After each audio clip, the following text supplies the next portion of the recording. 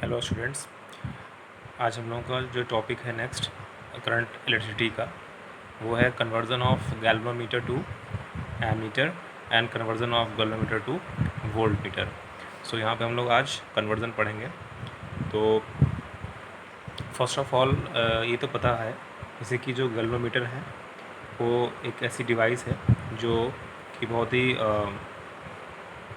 कम current को measure करती है और बहुत ही और ये डिटेक्ट करती है कि करंट है या नहीं है सर्किट में। ठीक है, तो ये काम तो होता है गैल्वेनोमीटर का। और यहाँ पे जैसे हमने यहाँ पे सिंबल बना रखा है, ये प्लस सिंबल है, ये माइनस सिंबल है, तो ये इसका साइन है कनेक्शन के लिए, और ये आपका जी गैल्वेनोमीटर को शो करते हैं ऐसे। फिर टर्म होता है इसमें यूज़ होगा आपके आगे आई जी टर्म। तो आई जी टर्म जो होता है वो मैक्सिमम करंट फॉर गैल्वेनोमीटर के लिए होती है, which gets full scale deflection. मतलब कि जैसे मान लो कि उसके थ्रू कोई करंट पास की गई गैल्वेनोमीटर के थ्रू, तो मैक्सिमम जितना डिफ्लेक्शन दे सकता है गैल्वेनोमीटर, ठीक है, तो वो आपकी होती है आई जी करंट होती है। तो मैक्सिमम जितना हमको डिफ्लेक्शन मिलता है उस गैल्वेनोमीटर में, तो वो हमारी आई जी करंट होती है, इसको हम मैक्सिमम करंट बोलते हैं। फिर उसके बाद आते हैं हम लोग एमीटर पे।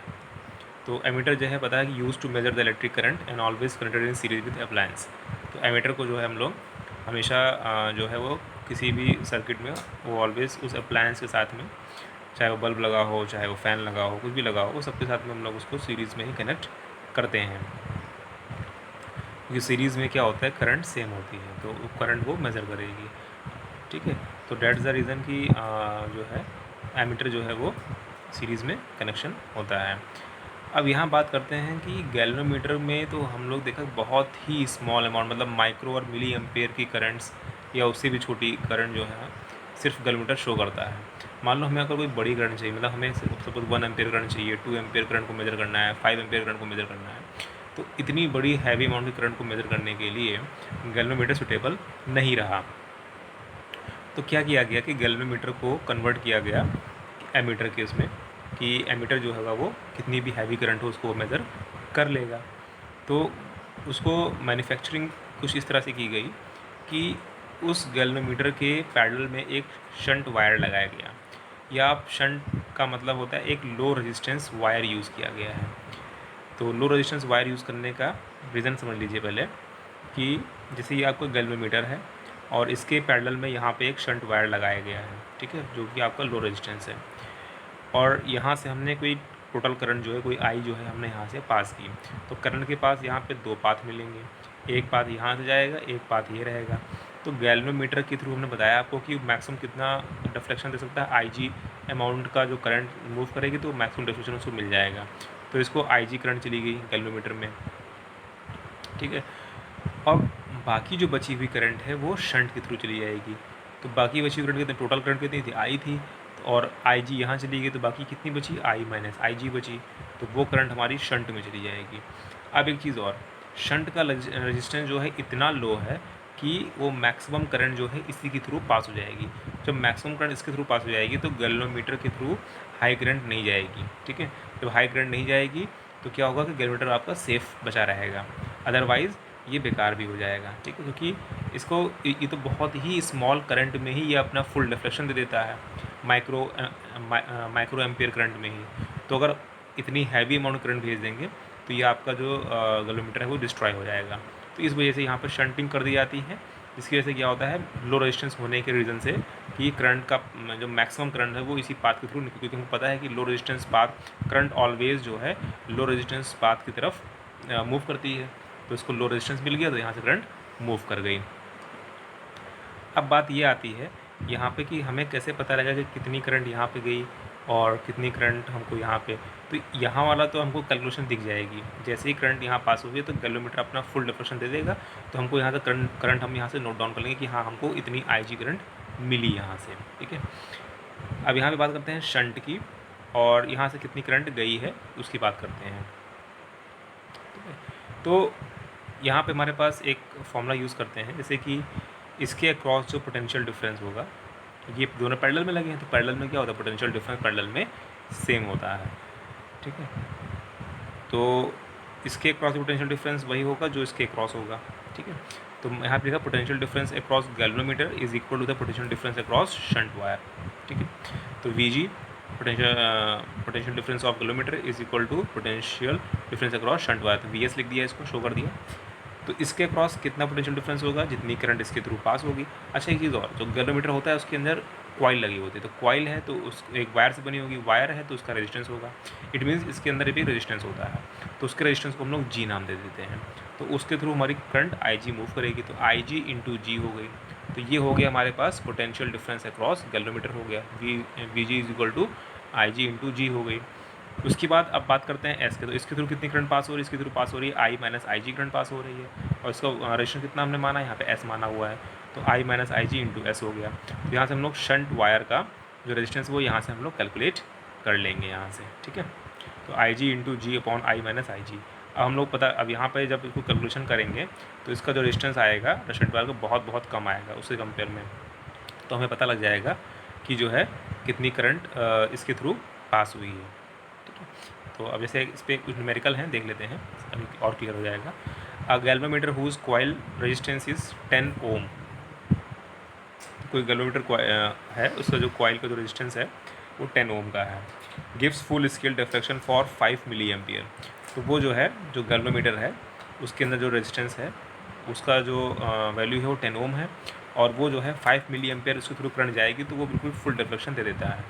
How can you convert it into an ammeter of range 0 to 5 ampere. तो ये हम इस गैल्वेनोमीटर को हम 5 एम्पियर का अगर हमें एमीटर बनाना है तो हम कैसे इसको कन्वर्ट कर सकते हैं। तो ऑब्वियसली पता हम कि इसके पैरेलल में एक शंट वायर लगा देते हैं, शंट वायर लगा दी। अब यहाँ से करंट हमने कोई आई करंट भेजी यहाँ से, ठीक है। तो वो आई करंट यहाँ से इसमें डिस्ट्रीब्यूट होगी, जैसे मैंने पहले बताया आपको, ठीक है। उसके बाद कुछ करंट यहाँ पे जाएगी। तो हमें पता है कि हमें एमीटर किस रेंज का चाहिए, 0 से 5 एम्पियर का चाहिए, मतलब मैक्सिमम कितनी करंट उस सर्किट में जा सकती है 5 एम्पियर की, ठीक है, मेरे से करेगा। तो 5 एम्पियर करंट हमने यहाँ से भेज दी, और हमें पता है कि 5 एम्पियर करंट हमने यहाँ से जो आई इज इक्वल टू है वो 5 एम्पियर हो गई। अब यहाँ पे हमको 5 मिली एम्पियर ही करंट जाएगी, बाकी जो करंट बची हुई है वो इसके थ्रू निकल जाएगी, बाकी बची हुई करंट इसके थ्रू निकल जाएगी। अब बाकी बची हुई करंट कितनी होगी तो वो हम इस फॉर्मूले से देख लेंगे। तो फॉर्मूला हमारे पास क्या था, S is equal to I G into G upon I minus I G. तो आई जी की वैल्यू क्या है, करंट थ्रू गैल्वेनोमीटर, वो हमको गिवन है कि 5 मिली एम्पियर फुल डिफ्लेक्शन देता है, तो 5 मिली एम्पियर से ज़्यादा करंट जा ही नहीं सकती इसके थ्रू, जाएगी तो ये डिस्ट्रॉय हो जाएगा। तो 5 मिली एम्पियर करंट हो गई गैल्वेनोमीटर की, ठीक है, इंटू जी। जी की वैल्यू, जी मतलब क्या है, ये गैल्वेनोमीटर का रेजिस्टेंस है, तो कितना है हमारे पास 10 ओम है, तो यहाँ पे 10 ओम पुट कर देंगे। उसके बाद टोटल करंट आई है, टोटल करंट कितनी हमारे पास है, कितना हमको बनाना है, रेंज कितनी होनी चाहिए, 5 एम्पियर तक का करंट मेजर कर सके। तो मैक्सिमम करंट कितनी है 5 एम्पियर, माइनस कितनी करंट गैल्वेनोमीटर के थ्रू गई है 5 मिली एम्पियर, तो 5 इंटू 10⁻³ एम्पियर में कन्वर्ट कर देंगे, तो 5 इंटू 10⁻³ हो जाएगा।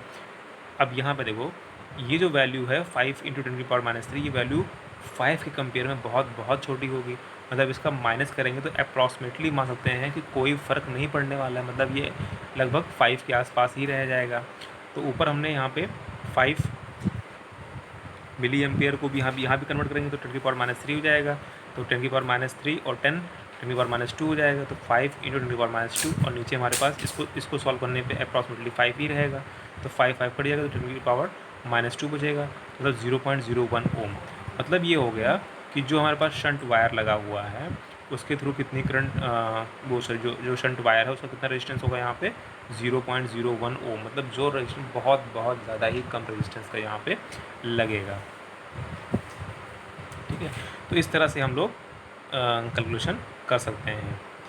उसके बाद नेक्स्ट है क्वेश्चन हमारे पास कि a galvanometer of resistance 1 ohm has 50 division which measures 1 micro ampere per division, 1 micro ampere per division, ठीक है। तो how can you convert it into an ammeter of range 0 to 10 ampere. तो हमें जो है एक एमीटर बनाना है जो कि 0 से 10 एम्पियर का होना चाहिए। तो उन्होंने बोला है कि गैल्वेनोमीटर का जो रेजिस्टेंस उन्होंने 1 ओम दे रखा है, ठीक है, और हमारे पास कितना हैज़ 50 डिवीज़न्स। अब इसमें 50 डिवीज़न्स हैं, और एक डिवीज़न का मतलब हो गया कि 1 माइक्रो एम्पियर। एक डिवीज़न का मतलब कितना हो गया? 1 माइक्रो एम्पियर। तो 50 डिवीज़न का मतलब कितना हो गया? 50 माइक्रो एम्पियर। अगर सपोज़ ये जो यहाँ पे इसमें बहुत सारे ऐसे नंबरिंग होती हैं, लाइंस होती हैं, ये हमारे होते हैं डिवीज़न। ये किलोमीटर है, इसकी ये होता है डिवीज़न। तो एक डिवीज़न मतलब हो गया एक लाइन, ये इन दोनों के बीच खड़ी है, ये हो गया 1 डिवीज़न। फिर ये 2 डिवीज़न, ये 3 डिवीज़न, 4 डिवीज़न, 5 डिवीज़न। इस तरह से जो सबसे स्मॉलेस्ट डिवीज़न होता है उसी को डिवीज़न बोलते हैं, जो सबसे स्मॉलेस्ट गैप होता है। तो इस तरह से 50 डिवीज़न्स थे उस किलोमीटर में, और एक डिवीज़न का मतलब है वो 1 माइक्रो एम्पियर करंट वो मेज़र किया है, या फिर एक डिवीज़न जो है आपको वो 1 माइक्रो एम्पियर करंट वो शो करता है, रिप्रेजेंट करता है, कह सकते हैं। तो फिर टोटल 50 डिवीज़न के लिए कितना आएगा? 50 माइक्रो एम्पियर। मतलब कि टोटल फुल डिफ्लेक्शन कितना होगा इसका? 50 माइक्रो एम्पियर। मतलब 50 माइक्रो एम्पियर करंट इसके थ्रू पास होगी तो ये फुल डिफ्लेक्शन दे देगा। तो हमारे पास आई जी जो करंट होगी 50 माइक्रो एम्पियर हो जाएगी। तो टोटल करंट मतलब कैसे पता लगेगी? जो हमको एमीटर बनाना है जिस रेंज का, तो देखें यहाँ रेंज क्या है, 0 से 10 एम्पियर तक है। तो 10 एम्पियर मैक्सिमम है, जो मैक्सिमम होता है वही लेते हैं। तो ये मैक्सिमम 10 एम्पियर हो गया। उसके बाद गैलोमीटर का रेजिस्टेंस 1 ओम है, 1 ओम हो गया। अगेन फिर वही S is equal to I G into G upon I minus I G formula use कर देंगे। तो आई जी कितना है 50 माइक्रो एम्पियर, तो माइक्रो है तो 10⁻⁶ एम्पियर में कन्वर्ट हो जाएगा। जी की वैल्यू कितनी है? 1 है, रख दिया। टोटल करंट कितनी है? 10 एम्पियर है, माइनस इसको 50 माइनस ये कर देंगे। अब इसकी वैल्यू अब आपको दिख रही होगी कि 10 एम्पियर और 50 × 10⁻⁶, तो इसके कंपेयर तो बहुत वैल्यू छोटी है। तो हम कह सकते हैं कि ये हमारा माइनस होने से कोई फ़र्क नहीं पड़ेगा, तो ये 10 का एज इट इज़ रहेगा हमारे पास, ठीक है। और ऊपर हम लोग सॉल्व कर लेंगे, तो सॉल्व तो 5 × 10⁻⁶ ओम आएगा। मतलब जो भी इसके पैरेलल में जो शंट वायर जो कनेक्ट करते हैं, वो शंट वायर का जो रेजिस्टेंस होगा वो 5 × 10⁻⁶, मतलब जो कि बहुत बहुत बहुत कम है हमारे पास। तो इसलिए मैक्सिमम जो करंट होगी वो उसके थ्रू फ्लो कर जाएगी। अब सोचो कि 10 एम्पियर करंट जो है, 10 एम्पियर करंट में सिर्फ आपकी 50 माइक्रो एम्पियर करंट ही सिर्फ गैलोमीटर के थ्रू जाएगी, बाकी बची हुई करंट सब शंट से निकल जाएगी। तो इस तरह से हम लोग कैलकुलेशन कर सकते हैं कि कितनी करंट शंट से गई और कितनी करंट गैलोमीटर में है, और टोटल करंट कितनी हमारे पास। फिर हमारे पास है कि the resistance of an ideal ammeter should be zero. तो जो आइडियल एमीटर की बात, जैसे हम लोग आइडियल कॉन्सेप्ट की बात करते हैं, 11th क्लास में भी आइडियल गए से पढ़े हैं, तो फिजिक्स में ये आइडियल वर्ड बहुत यूज़ होता है। तो आइडियल का कॉन्सेप्ट मतलब ये कि आइडियल एमीटर कैसा होना चाहिए। तो ideal ammeter should be zero, मतलब उसका जो रेजिस्टेंस होना चाहिए वो ज़ीरो होना चाहिए। अब इसका रीज़न समझते हैं। आइडियल एमीटर का रेजिस्टेंस ज़ीरो होने का मतलब ये है कि अगर उसका कुछ रेजिस्टेंस होगा तो उसके अक्रॉस पोटेंशियल ड्रॉप हो जाएगा। पोटेंशियल ड्रॉप हो जाएगा तो वो उतनी अमाउंट की करंट को मेज़र नहीं कर पाएगा जितना हम इसमें सर्किट में जा रही है। तो उसका रेजिस्टेंस अगर मिनिमम से मिनिमम रहे तो हम वो एमीटर जो है एक्यूरेट मेजरमेंट कर लेगा। और ये जो सर्किट हमने पीछे बनाई थी अभी, यहाँ भी बना दिया मैंने, एस है, जी है, इसका अगर हम रेजिस्टेंस निकालें इक्विवेलेंट रेजिस्टेंस, तो क्या होगा? ये भी मतलब जी जो है वो भी एक रेजिस्टेंस ही है, और शंट भी एक रेजिस्टेंस है। दोनों पैरेलल में लगे तो पैरेलल में क्या होगा? 1/s + 1/g। तो नेट रेजिस्टेंस क्या हो जाएगा? GS/G+S। ये हमारा इक्विवेलेंट रेजिस्टेंस आएगा इस सर्किट का, ठीक है। इस सर्किट का इक्विवेलेंट रेजिस्टेंस यही आ जाएगा, ठीक है। तो यहाँ पे हमारे पास जो है जो इक्विवेलेंट रेजिस्टेंस है वो हमारा कई बार क्वेश्चन पूछा जाता है एग्जाम्स में, तो आप लोग डायरेक्ट इसको यूज़ कर सकते हैं। तो वही है, एक क्वेश्चन और इसे ये पूछा जाता है कि आइडियल एमीटर का जो रेजिस्टेंस है वो क्या होना चाहिए, तो वो ऑलवेज़ ज़ीरो होगा। जितना कम से कम रेजिस्टेंस होगा उतना ज़्यादा जो है आपका वो करंट को मेजर कर पाएगा। अदरवाइज़ वो उसके थ्रू ही करंट पास कर जाएगी तो वो उसके क्रॉस ही पोटेंशियल ड्रॉप हो जाएगा। तो पता लगा हमने सर्किट में 3 एम्पियर करंट है बट वो शो कर रहा है 2 एम्पियर, क्योंकि बाकी करंट जो है उसका अंदर का सर्किट खा गया है, ले लिया उसने। ये रीज़न होता है।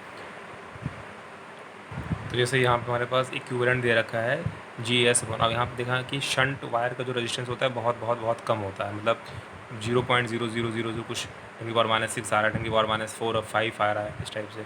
तो अगर उसमें हम जी की वैल्यू मल्टीप्लाई भी कर देंगे तो कोई खास फ़र्क नहीं पड़ेगा, मतलब वो लगभग ज़ीरो के अबाउट ही जाएगा, अप्रॉक्सीमेटली ज़ीरो जाएगा वो। तो उसका रेजिस्टेंस जो है वो ज़ीरो हो जाएगा।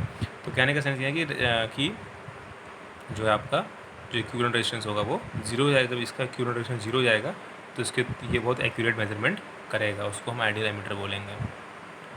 फिर उसके बाद आते हैं conversion of galvanometer into voltmeter. तो गैलोमीटर को हम लोग वोल्टमीटर में कैसे कन्वर्ट कर सकते हैं? वोल्टमीटर क्या होता है? वो हमारा पोटेंशियल डिफरेंस मेजर करता है किसी भी अप्लायंस का, और जो वोल्टमीटर होता है वो अप्लायंस के जो है पैडल में लगाया जाता है जिससे वो मेजर कर सके, ठीक है, तभी तो पोटेंशियल डिफरेंस निकलेगा दोनों पॉइंट्स के बीच का।